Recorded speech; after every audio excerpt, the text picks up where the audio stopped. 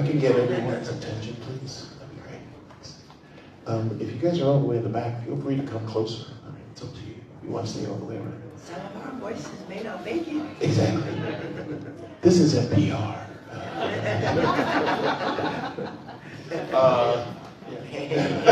ASMR, yes. Hello, Jen, and here is one of our last guests. Woohoo! Give her a round of applause, everybody. Sorry I'm late, my bad. Whoopsie. Whoops, I'm sorry. Jen, sorry. I'm sorry. It's going to be Indeed. dramatic intro. Orange goldfish.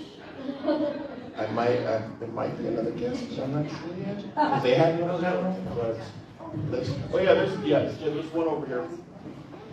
Or She wants to sit by the girl. well, Jen, the camera won't see you. The camera won't see you if you're over there. Oh, I'm sorry. I was drawn to Loki. Oh, gotcha. It's the horns. I don't mind. Take this ring, Jen, so you don't lose. So you get the ring. Hello, everyone. Thank you for joining us for Fandom Over 40, how Gen X helped shape the modern pop culture landscape. Just before, as we get started, Jen, you good? All right. She's trying. You got it. I did have actually a nice little slideshow of 80s sort of stuff, but unfortunately I didn't have the hookup to hook it up to the. So I'm sorry. So just we're going to talk about 80s, 70s, 90s stuff. So don't worry about it. Just use your imagination. Once we start hitting core memories, you'll get it. You'll be right there. You'll be right there. So I want to give a chance to our panelists to introduce themselves. You can say your age if you'd like. If you don't want to, that's perfectly fine as well. But we don't have any but we will start at the end. Jen, I want to ask a question. I want you to introduce yourself and then end it with a question. Let me see. What was your favorite toy growing up?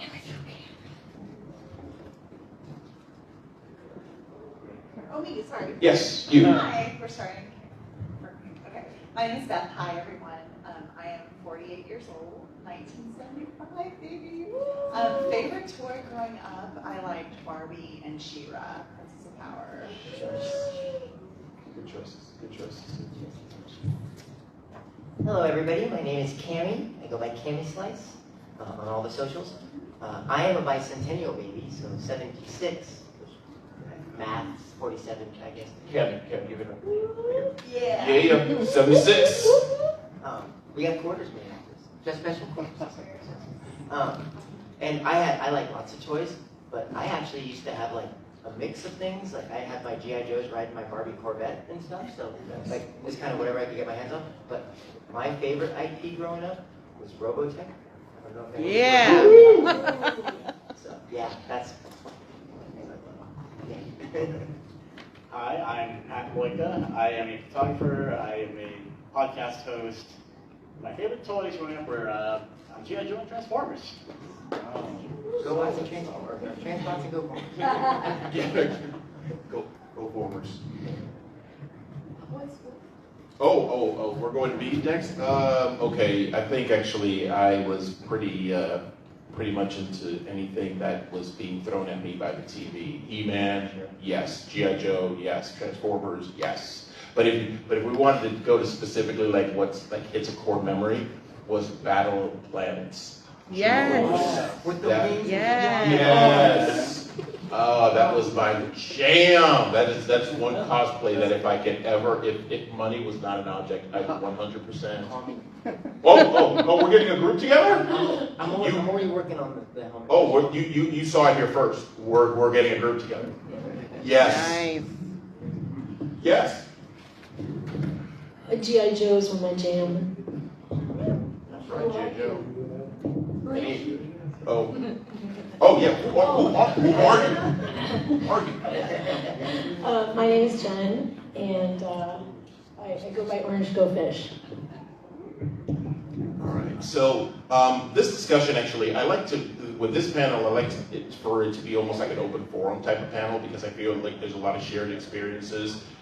with this, and a lot of core memories, a lot of things that you like to remember. That's the reason why the presentation would have been great, because there were a couple of slideshows I had in there. Like, for example, certain keywords, certain sounds that you know will just bring you back to being a kid or a teenager, for example, and things actually that I think work, that you can see reflected now in generationally what kids get to experience now. Like, for example, there's certain joys that I think we can all relate to. Like for example, Spotify wasn't a thing, so what did we do? Recorded from the radio. Mixtapes from the radio. Wait for that song to come on. Hopefully the DJ doesn't talk over it, because then he's going to mess up your thing. Or your mom. Yes, that's a thing. But now, now we have Spotify, and people can just go ahead and just hear the song, and it takes away that love letter. Like, who here hasn't made a mixtape for a mixtape versus Who hasn't made one for somebody that they're like, I want to go ahead and make one for this person? They have to know how I feel through song. Through song, exactly. So, in addressing those particular things, talk to me a little bit about everyone here, your experiences on growing up, and like things that you saw, and like what are those core memories? What are those things actually that really you look at now in comparison and say, wow, this is what I grew up with, but wow, look at how much it's changed. I have one. So when you're in school, there's no texting, right? No email, no texting. So you write, like if you had drama with a friend, long front and back page, no, folded a specific way. So just Yeah. Yeah. The drama note. Yes. Oh yeah. Or the "Do you like me" note. That was. Yeah. Oh yeah. Yeah. There was no emojis. It was pretty standard day communication. Here you go. Do you like me? Yes. No. Check yes. No. Maybe. Sort of. Oh, yeah, the little things. Oh yeah. Cootie catchers. I would say for me, I mean, there's a lot of things that come to mind, but one of the biggest things for me that was very different than now is streaming services. I can access just about any show I want, streaming at any time.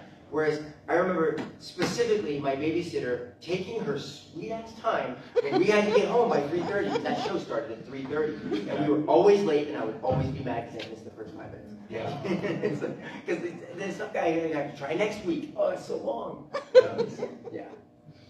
I think it's something similar to what he said, where you're trying to watch a show and you have to set your VCR to record it. Most of the times, you set it for a certain amount of time, and sometimes your VCR doesn't have the right time on it, or you don't have the right amount of time, or it's all, it cuts off right to get to the very end of the show. It's going to happen. Yeah, like that. Or somebody recording over it, somebody taking tape and recorded over it, and you're just like, I had it set to record, and you recorded over it. I used to do mixtapes with videos, like MTV, when MTV played videos. Yes, I know I sound like an old person when I say this, when MTV played videos, but let's be honest, MTV used to play music. They played music. It's called music television. Just saying. That wasn't the It actual. wasn't relegated to just midnight to 12:30. Yeah, there was MTV and VH1, and they played it, and then now it's all reality shows. Yep. I did like the tape recorder, making tapes, like breakup tapes. Like if one of my friends like broke up, I'd like make a mixed breakup tape to make them feel better. You'd make them a breakup tape? You Yes. made the friend? Yeah, no, so they would feel better. Okay. I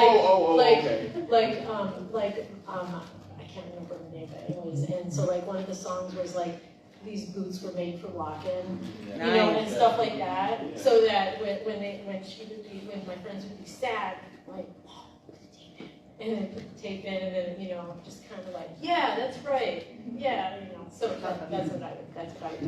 I also I used to be a classic flautist. Yeah. And I don't anymore because I'm like scarred from practicing so much. So when I got my first tape recorder, I taped myself, and I would just push the button. And then my mom would think I was practicing.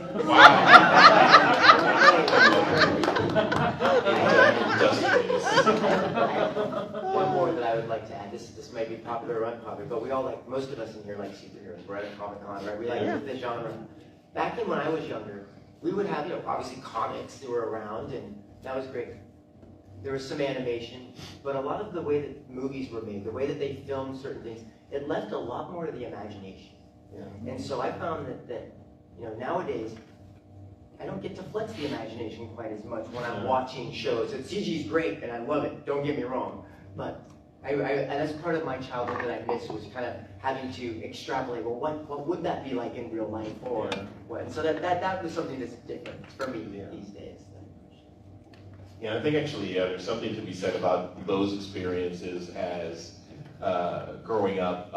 I feel like, we're the generation that, for good or for better or worse, if your child now can't play with a certain toy, it's because we were the ones who were scarred by it more than likely. We were the ones that eventually were like, hey, these kids can't. I mean, I don't have to mention to anybody why the special edition Boba Fett that came out during Star Wars, and they had to do a recall because of the little jetpack. The missile was a choking hazard. Yeah, that was us. That was us as kids. We were the ones that were just like, hey, look at this thing. Or you can launch right in your mouth. Or launch it. So yeah. Take away my nose. Again, another one, easy bake oven. Easy bake oven. How many? Hey, my brownies are almost ready. Yeah. And so yes. Yes. I'm going to piggyback on that. It wasn't, if anyone didn't know, it wasn't a Star Wars toy that did it. It was actually the Battlestar Galactica toy, the Colonial Viper.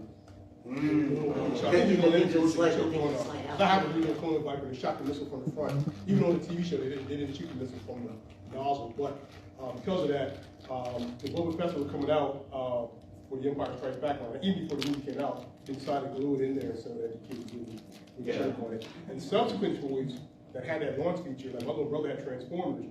But when you shoot your missiles, they didn't come out very far. They pretty much dropped on the ground. But me, I have some old school micronauts, and when I press the button, them things would fly across the room. So. Just go to Home Depot and replace the springs. But that's what I'm saying. It's those things actually that I think now you get to see in media, and some of the things that have echoed over time in pop culture, like even certain, even the ads. I would say I feel like our generation was the petri dish for where people where content was created for us, and that actually we were sort of like, let's see how it goes. If you think about any of the horror icons, you're talking about an era of time that actually all fits in. Freddy, Jason, Michael Myers, Aliens, all of that actually within the same time frame, and we were the ones that were basically like, here kids, go ahead and consume this and see what's up, whether you were a kid or teenager. 6 years old. What is that? Yes. Agreed. There was only PG and R. There was no G. There was no PG-13. There was Yes. NC-17. NC-17. Yeah, exactly. This is PG. Oh my gosh. So, what were your favorite? We talked about toys. What were your favorite TV shows? What was playing in your house? That was your TV show your go-to. We can separate it by live action and cartoon. Anybody can go first. Anybody can jump in. There's a lot, but like I said, G.I. Joe Transformers cartoons, WWF wrestling at the time, Oh, the yeah. A-Team. Yeah. Yeah, it's the same thing. A lot of cartoons, a lot of stuff, but in my house, there were a lot of differing opinions on what needed to be on the TV, so we had to settle. And Battlestar Galactica was one of the ones that we settled on. That early series, that was always on, and that was great. Yeah, that was good. We really liked old school Star Trek. We had it on VHS. We were just kind of watching it. We also really liked Buck Rogers movie. We were just watching it every Nice. G.I. Joe, For sitcoms, I loved Giving a Break. Yes. I watched Giving a Break all the time. Well, Mel Carter was so and Different Strokes, Facts of Life. Yes. Jen? Well, my family didn't have a lot of money, so we didn't get a TV for a really long time. And when we did get it, like, we weren't allowed to really watch it because it would break. Oh, wow. You know what I mean? Yeah. Like, it's like, there it is, and we're just gonna look at it. So, I do remember the Addams Family, and I don't know if that's because that's all my parents let me watch. Yeah. And then, that, I did see the 18 later, but yeah, so I was the kid that was drinking out of the hose outside Yeah. because I couldn't go back in the house. Yeah, you did until sometime. So, Oh, did you have to be home before the lights went out? yes, Yeah. yes. So that was my experience of being shifty with all the kids, and playing. What is that? Nice. Good job, everybody. We did it. We broke something up. I did play Ding Dong Ditch a lot. Oh. And we toilet papered a lot. So. I'm going to take the mic away from Jen. Jen was apparently a mischievous child. She's the reason why your kids can't. Yes. Which then segues into something actually that I think we've all experienced as part of growing up in the sitcom age and stuff like that, TV. Do you guys remember a very special episode? Oh, yes. A very special. Pick your topic of. I'm so excited. There's that one. That one, right? The Different Strokes one with the bike owner. Oh yeah, the molester. Yeah. Yeah. I told you, we're going to hit core memories today. We're going to do that. Plug you back in. Yes. That was a thing that was like, we were big into the PSA and making sure actually, this is Reagan era. Reagan era. Reagan era sort of like, hey, you got to make sure that your kids, do you know where your kids are? It's 5 o'clock, do you know where your kids are? I don't know if you guys ever remember that. Yeah. Yes. And also, besides PSAs, also cartoons being actually, and this is out of YouTube. The G.I. Joe at the end of every G.I. Joe cartoon. And knowing is half the battle. Knowing is half the battle. Yep, He-Man had a. Oh yeah, He-Man had one. And then actually in between cartoons, What to Grow On. Oh yeah. What to Grow On, The More You Know, all that kind of stuff. So what about actually, again, going back to movies and horror? Anything actually within regards to movies that really you remember? Actually, let me be more specific. Any specific movie that you were prohibited from watching, but you still went and watched? RoboCop. Ah, Okay, all right. General appreciation, maybe. So my dad had to work at the Heiser Hospital and said, here, go and watch a movie. There's some easy movie or whatever. I was like, at the theater. I was like, sure. So, go down the street to the movie theater while he's at work. And I was like, oh, wait, there's this movie about this robot cop. And so I'm like 8 or however old when it came out. I'm young. I'm clearly too young for this movie, by myself, unaccompanied. I was like, one for RoboCop, please. And the kid was like, behind the counter. I was like, all right, here you go. I walked out of this movie. What? Where's my dad? But I'll never forget, like, this robot had this leg that could open up and his gun could come out and he could twirl it and put it back in. And now one of the things I'm known for is twirling my pistols as a Mandalorian because of the RoboCop. Core memory. Pat, was there any movie they told you not to watch, you couldn't watch? Not really, but if you want a movie story, I just remember being traumatized when they killed Optimus Prime. I'm sorry, Pat. I did put that in the slideshow too. I did add that. You really? I did. It's that, and actually the other one that's really, I think, tends to bring back sour memories is Never Ending Story. Oh. See? Everyone reacted to that. Artax. Yes. Artax. That was hard because as a young kid, I didn't understand it. There was just a horse that was, come back. Yeah. Yeah, that was really hard. That movie, that was like. I told you guys, this is therapy. This is partially therapy. And I'm a therapist. Have you seen the cosplayer that at Dragon Con? Yes. Yes. He had the horse head. He's like, See? He's like pulling at the, But that's the thing though. That's is not that- cool. is That's that not cool. You walk in and most generation or most people are kind of like, oh, okay, that's like a cosplay. What is that? But we walk in and we're like, oh, right in the feels, right? I have a movie story. Ooh, If you know your story. No. Okay, I literally had to double check that the date was in the 70s. Alright. So I went to go see this movie because I love Donny Osmond. Going Coconuts. Did anybody ever see that movie No. besides me? Tell me more. Everybody that came got their own coconut. It's a musical with Donny and Marie Osmond, and I wanted a coconut, and I wanted to go see that movie. So I'm like I thought I was going to be in line, and there was going to be all these people, like a Taylor Swift concert, and we were all going to have a great time, and it was like 5 of us. I gave one an extra coconut, and I was like, by that time I was like scarred. I'm like, no. Well, actually, but then going back to my original question, was there any movie that, especially because you were prohibited from TV, was there any movies that your parents were like, no, you can't do that? Yeah, my mom and dad were like, you're not going to see, oh God, what's that, the nerd one? Revenge of the Nerds? Yes. Oh. Yes. And I'm like, okay, so you know what happened.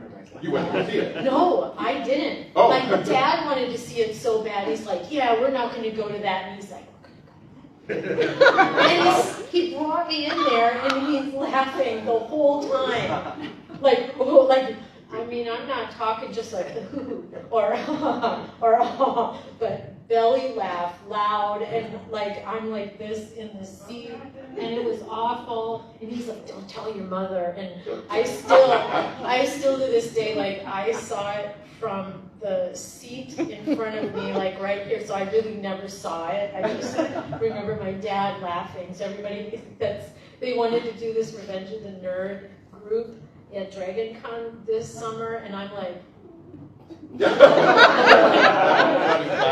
don't think so. Yeah. Well, it's funny actually. So you had the opposite tale. You had the tale where you weren't told you couldn't see it. You were like, yeah, come along, kid. We're going to go see this movie together.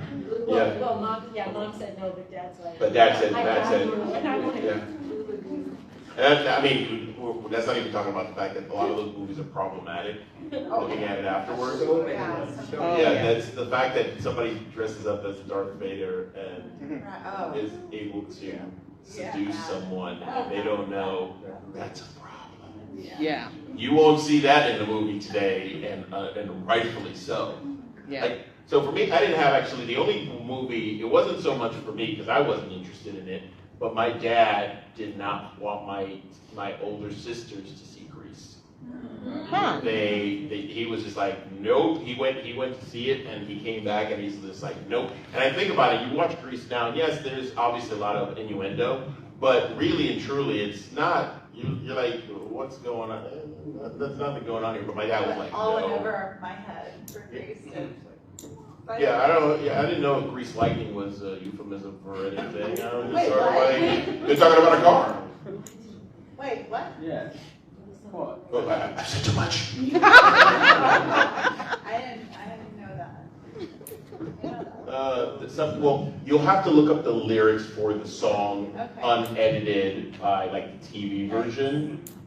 Okay. Something about something cream. Oh, Yeah, it's And now we are all cursed with knowledge. yes, exactly. You can't do anything about it now, actually. Mo, to add my I haven't done my movies yet. So it's Porky's. Porky's, I yes. watched 16 Candles, which was, Molly Ringwald was huge when we were younger, and I really wanted to see it, but it was adult things. My parents were like, no go. And then, Revenge of the Nerds. Those are the other ones. Porky's, I feel like, yeah. Oh, and Porky's. Flashdance, which was really hard for me because I was growing up as a dancer. I'm like, but Mom, I really want to see it. I'm a dancer. I need to see this movie. But I finally got to see it. But yeah, it's R-rated. Yeah. I roller skated all the time. I'm like mean roller skater. I love roller skating. I can do everything except jump up and twirl. I can twirl, I can back twirl, I can do all that stuff, and I wanted to go see Xanadu so bad. So I begged my parents to go see Xanadu, and finally I won, and I'm like, oh. So whenever I like hearts coming, like squishy things. And I'm so happy. Fireworks. I'm so happy you brought that up because it brings up then goes back to a very interesting sort of thing afterwards. It's like what movie like that to me seems like a fever dream. Xanadu was a fever dream. The person I don't know why Gene Kelly was involved with that. I don't know what they told him he was getting out of it, but that if you watch it now, you will be like, what is going on here? Oh yes, you'll be like, what is happening? So with that being said, is there any movie that you've seen as a kid and actually watching it now that you've been like, that you loved when you were a kid and you like get to it now, you're like, what was I thinking? Time Bandits. Oh, wow. That movie was just like, I was like, I didn't care, it was fun, it was adventure, but I watched it now and I'm like, what the hell is happening? Anyway, sorry, that movie just scars me. Yes. Oh no, I guess I'm gonna have to watch it because I feel like I watched that, like, I don't know, it was on one of those HBO or Showtime or whatever, and I felt like I watched it all the time. It has the weirdest ending, like the parents are toast or something. I'm like, what's happening? And then is it real? Is it a dream? I don't know. Yeah. It's just weird. Yeah, no, that's a good one. Any movies or TV shows, anything actually that didn't pass the muster? I just recently watched Goonies again with my kids, and gosh, like flip side, but God, it's so good. It's such a good movie, and I haven't been disappointed lately when rewatching something. So I don't know. You have that wide-eyed wonder. You just, that's great. Everything will be great. Everything will be great. I'm the same as a bit. I don't know, whenever I watch stuff now, especially from that, from stuff I watched in my childhood, I watch it knowing, I try to watch it with the same eyes I had back then, because I know there's going to be a lot of stuff here that's going to be, problematic, or certain jokes or certain things come up. Yeah, I just have to understand, this is from a different time, it was made where people thought differently back then. Yeah. So I can still enjoy it, but I'm very conscious of stuff that really isn't good. Yeah. I feel like that's the way it is with cartoons. Like if I watch G.I. Joe and I watch Thundercats or anything like that, I feel like watching it now with the palette that I have for movies and cartoons, it's very like you can see that it's written for kids and it's very heavy-handed, and you're just sort of sitting there like this is a lot. This is like really dumbed down. Yeah. Really, like it's hard for. Don't get me wrong.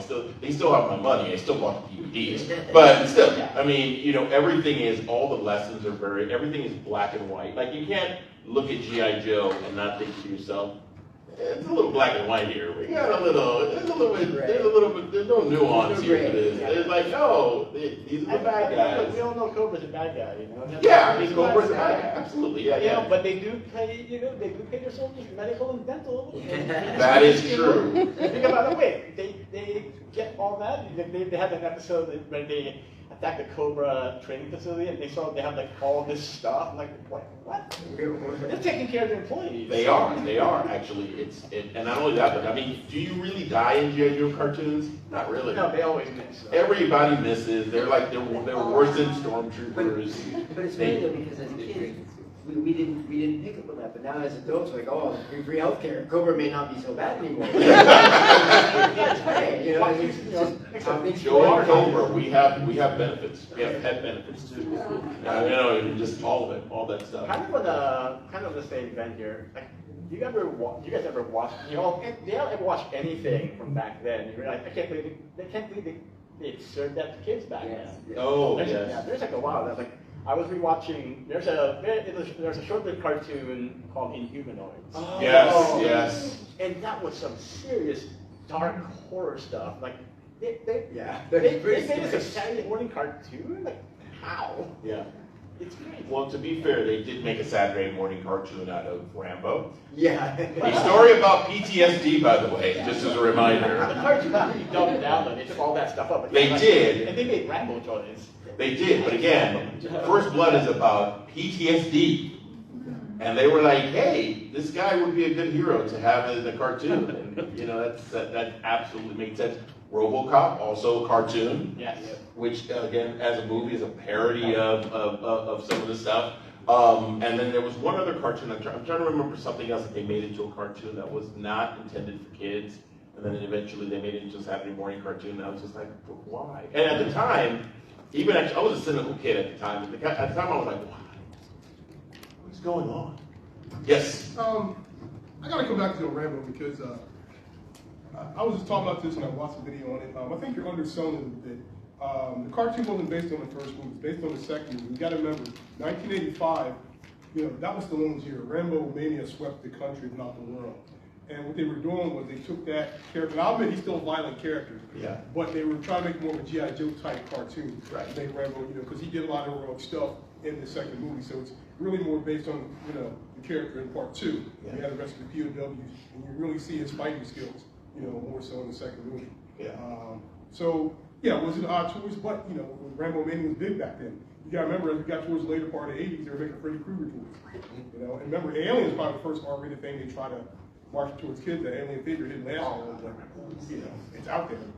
No, and that's the point I was trying to make actually with the Rambo, because even actually making the second movie, and to your point, making the second movie about the book itself, which is very centered on how we treated people coming back from the Vietnam War. A second movie where they just transition into a full-on action, he's an action hero. You know, again, that's part of that. What was done in the 80s was taking things and saying, hey, how do we go ahead and actually change this, market it, and then actually go ahead and put it out, and in some cases bring it down to, hey, how do we get the most amount of money and actually even put it into action figures? Because if you look at, for example, Conan the Barbarian, there was actually, that was what they were going to do with Conan, actually. They were going to, and actually that's how He-Man came into being, because they went actually to pitch Conan, and the people who were producing the movies went to try to see if they could segue into making toys. They went and saw the movie, they were like, yeah, no, this is not going to work. This is not going to work, and that's, and the sketches and all the stuff that they had prepared for that, that's where He-Man came from. And eventually was a commercial that eventually was more a commercial than a cartoon. A 30-minute commercial for toys. To piggyback on that, I mean, as far as merchandising, if you can get your hands on this, it's really rare. But back during the Atari 2600 craze, when when everyone had video games, he actually made a video game for Halloween and the Texas Chainsaw Massacre. The company's called Wizard Video. It's a collector's item now, so it costs you pretty pennies. I think you can grab it on eBay. Yeah. So the graphics are bad, but it was out there based on these two violent horror movies. All right, so what about actually just let's talk a little bit about trauma. You guys want to talk about trauma, or actually things that actually as a kid creeped you out. What was the thing that creeped you out as a kid? What was the Disposable cameras. Disposable cameras creeped you out? Yeah, because Tell me I more. don't know why. I don't know why. And to this day, I notice I'm probably sharing too much, but No, share. banks and post offices, remember, because people used to get shot at. Yeah, they were hot. I literally have been to the bank once in like 12 years. And that's only because the customers with the cards needed me to deposit something, and I was like, literally took me 2.5 weeks, and I'm like,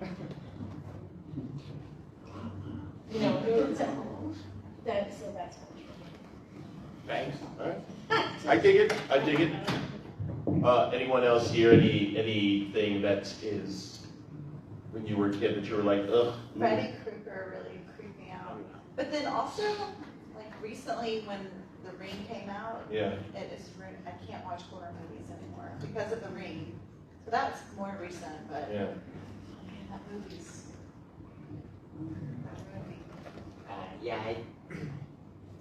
All the time. First time I saw Freddie and Jason. My mom had to sleep with me in my bed for like 6 months. Like, he had me to go to sleep because then he was going to jump through that window and get me, right? But Killer Clowns from Outer Space. That messed me up. I can handle it. Face paint looks great. It's not clownish enough, so you're good. Yeah, sorry. I have 2 clowns. There really isn't anything that kind of scared or traumatized me, but there are certain things that they kind of use all the time in pop culture at the time, and every time you hear about them, you're like, oh, like, were you ever worried about quicksand? Yeah, like Pitfall, every other cartoon in the 80s, they're telling you how they seem to run into quicksand all the time, and that always like gives them problems. Like, wait, I hope I don't ever. It's so common, right? Yeah, it's so common. I've never even seen one in real life, but it sounds like that.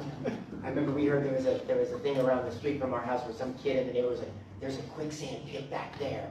Don't go there." I remember as kids we all Yeah. So I get it. Yeah, so it's weird how they collectively, everyone decided there was a certain thing that was like, yeah, we're going to put this in, like, into the zeitgeist and into the media, and then it was just like... And like, how many episodes of G.I. Joe and Transformers were there where they run into quicksand? Yeah, like, yeah. The giant robots can't seem to get out of it. Yeah, no, exactly. It's funny, actually. I think I saw a video on Instagram that was just like, this is how you get out of quicksand. And I'm just like, where do you find quicksand? How do I find it? Like, who are you and why are you in quicksand? I will tell you, I was a very, very, very scared child. So I had a lot of things. The Incredible Hulk was one. I don't know why, but every time he was going to turn into the Hulk and his eyes turned white, I freaked out. I had a thing with eyes, that's what it was. Thriller also freaked me out. I was so excited for Thriller when the video was good. You remember it was a big event, like that, and MTV was promoting, and everybody was like, oh my God, whatever. And I was so excited. I was like, yeah, Michael Jackson. And then actually I saw the werewolf thing, and I was just like, nope, not for me. Nope, Michael Jackson, you are the devil. That's what I'm saying. At the end of the video, when he turns over to the camera, he has the cat eyes. I was just like, and we're done. Right around when American Werewolf in London had come out. Oh my gosh, yes. Which had that similar kind of vein of just like, oh, that's kind of real. Like, yes. Oh yeah, that's a really it's such a interesting scene that they put together because they have a very jovial music and this horrific body horror thing going on at the same time. Yeah. What about the theme to Unsolved Mysteries? Oh yeah. I mean, I'm not gonna lie. Maybe that's not a shared trauma, but for me, every time Robert Stack came out of that fog, I was just like, no, pass, hard pass. I don't want any of that. All right, I do want to get a chance actually for everybody actually who's out here who wants to share a story, ask a question, any of those things. Actually, we have time, and we have amazing panelists here who will probably bare their souls and tell you their traumas like I did. No one said poltergeist. No one said poltergeist. You're right. No, that's because we're all traumatized. We're blocking it out. That was the least of my worries. Poltergeist. That did mess me up though when I fall asleep with the TV on. You wake up, there wasn't 24-hour TV back then. Oh my God, yeah. You wake up and the static was real, so you're like, oh God. Turn it off. Yeah. Static, oh my gosh. About the candy that you had to have that is no longer available. Ooh. Candy that's not available anymore? Like what? Bazooka gum? For me, I used to always get those little Alexander the Grapes and the sour apples. Now, if you go to the lemon heads, the little mini ones, yeah. Yeah, because they were only a penny. The dime store, for the box, yeah. So I'm sorry, they were how much? a penny. I'm sorry, how much? Oh! No, that's fine. Actually, it just hurts me. My hip hurts right now. Sorry. I just wanted to. So yeah, so what's the candy that you Yes. can't find? Oh, what is the candy? Any candy that you can't find now? Nope. I eat all the candy, so I don't. Maybe the candy has replaced it. Walgreens used to have these little, they're not gumdrops, but they're not chewy gooey, but they're like brownish, see-through something. Yeah, you can't find them anymore. somebody did try to make them again, but they're too hard. They're not like the consistency of the original ones. Like the jujubes. Yeah, something like that, but yeah, those I can't find anywhere.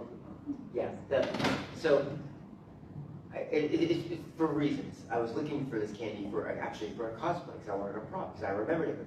Y'all remember those candy cigarettes that they used to have? Oh, yes! You could blow on them and the smoke came out. And you're like, you think that you're so, I'm like 9. And I'm like, you think I'm so cool with a cigarette.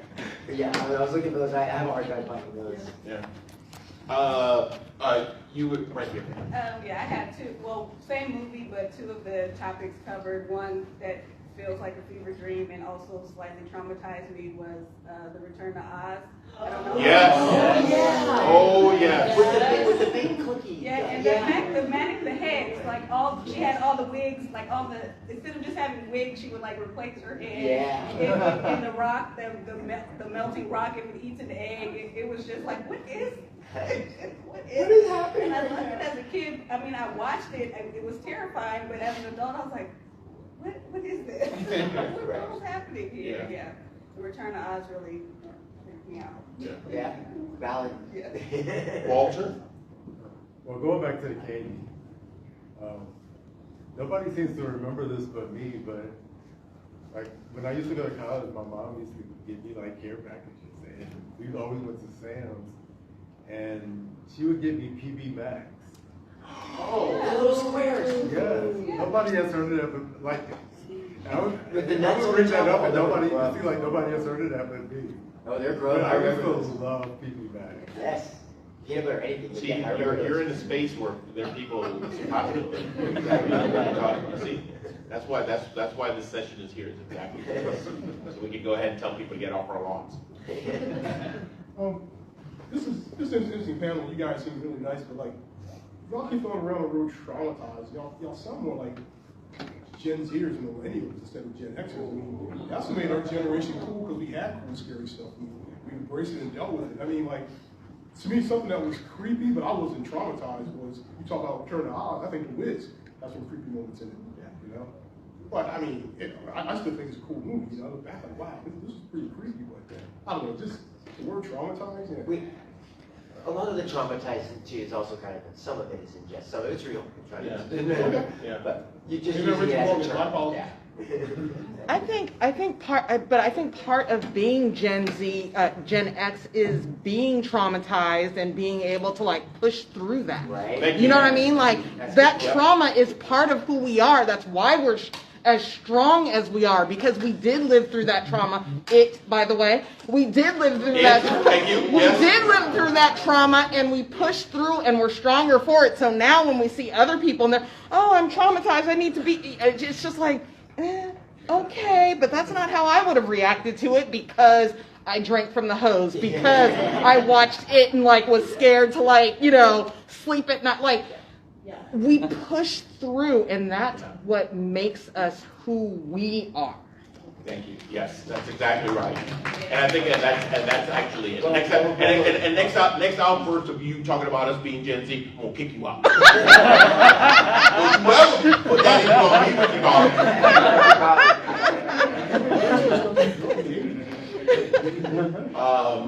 but no, I mean, and to Kemi's point, that's exactly it. I think actually there are things actually that we have collective experiences on. But there's something, Gen X tends to be classified as a forgotten generation, because a lot of people talk about millennials, a lot of people talk about baby boomers, and they don't really, like, Gen X is sort of like, we're there, but we're there, and that's where it comes from, is that it's very interesting, especially because I feel like, and that's the reason why this panel is here, because we have a footprint in that. We have a footprint in being part of that conversation, because again, if not for us, everything that we see in a convention like this, all of this pop culture stuff, look at what is cyclical and what's going on right now, remakes and rehashes and all that other stuff. It's stuff generationally that we actually grew up on, and stuff that actually we were the consumers of. And that's the reason why now companies are like, we got to go ahead and cater to this demographic, because they're the ones who are going to have kids now, because they can say, hey, You remember that cool cartoon you liked? Guess what? We've got the gritty reboot of Strawberry Shortcake. I agree. That's right, Strawberry Shortcake, and you know, which they advertise to us, not to the kids, because yes. we buy it for the kids. Yes, right. We will buy it. We will 100% buy it, and that's why we will buy the toys.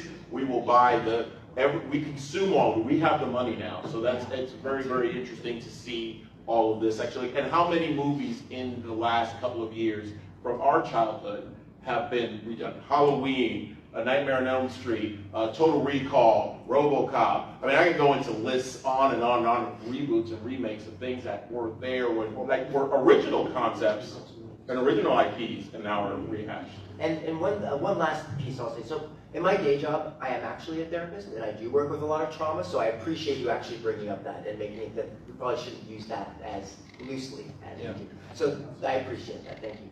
But at the same time, I'm up here on stage and I'm in a costume, and I'll be 100% honest. I am working out some of my trauma by going back to my childhood, by being something that I wasn't. So there is a lot of it that we're expressing that we may not be aware that we're expressing. So just to put that out there, right? And there's nothing right or wrong with it. It just is. We all have our own way of doing it. Oh my God, I love you even more. Yes. Yeah, so, and I totally get that, because I was forced to be very strong, I mean, we passed the Batman car on the way to school every morning. It was horrible growing up here, because my parents wouldn't let me believe in any of the fantasy. They're like, come on, you know what that is. Come on, you know. But like, back to it, I am so traumatized, I will punch a clown. Yeah. So, right. Are you saying a clown can catch hands? Is that what you're saying? Yes. I'm not gonna run, but I will like deck a clown, so I can't be around clowns. Yeah, they have that big Mr. Floats thing. Like, I was like, how can I get around? Like, I'm trying to like walk like way around that. I don't have nothing to do with it. Yeah, it's super creepy, right? And the amazing thing is that these are pieces of entertainment. That the intention is to entertain, not necessarily to. But as a child, and you're developing, I know you can speak to this. As you're developing, your brain is still trying to take in this information and take in this stuff and disseminate between reality and fiction, and seeing actually that for the longest time, actually, I'll relate this one story. When I went to go see Superman the movie, right?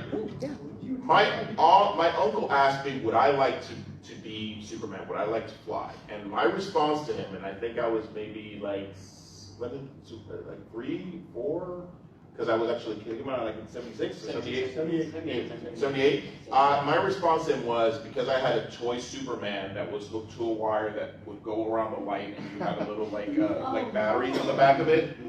I said, I cannot fly because I don't have the hole to put batteries in. I said, I don't got the thing, and that was my processing of it. My processing of it was, if I had the hole to put batteries in, yeah, I will be flying. I will fly, but I don't got them, so I mean, that's the way it is. It happens. We only have a few more minutes, so I just want to give another opportunity for anybody to have any questions or any. Yes, you right there, sir. Me, sir? I just want to the name Malachi used to stress me out because of the movie Children of the Corn. Oh. And when my godson said, I'm going to name my son Malachi, I was like, oh my God. And so I rewatched it, and I don't know why I was scared. Okay. You were doing. Yes, sir. I'm going to shift it from traumatized, because this is about 80s and stuff that we bring back memories, but some of the things that I like that bring back good memories are TV shows like Glenn Larson. He was a big producer in the 80s. I mean, this is the guy that gave us Buck Rogers, Battlestar Galactica, Knight Rider, Fall Guy. I mean, that was great stuff. Also, Filmation Studios. Not just He-Man, which I don't think is one of their better shows, but Flash Gordon, Black Star, Brave Star. That was great stuff. Brave Star. Oh, I'm happy that you brought up one of his shows, because they are remaking Fall Guy as a movie. Wow. Yes. Yeah. Ryan Gosling. Ryan Gosling. Emily Blunt. There you go. See, everything old becomes new again. That's the way it is. All right. I think actually we are. Oh, yeah, we are at time. Thank you all so very much for being part of this. I forgot to say this in my last panel, but if you can rate the panel, I would love for you guys to rate it actually as a success. So that way I can come back and we can go ahead and have this therapy session again. We have a professional. Thank you, everyone.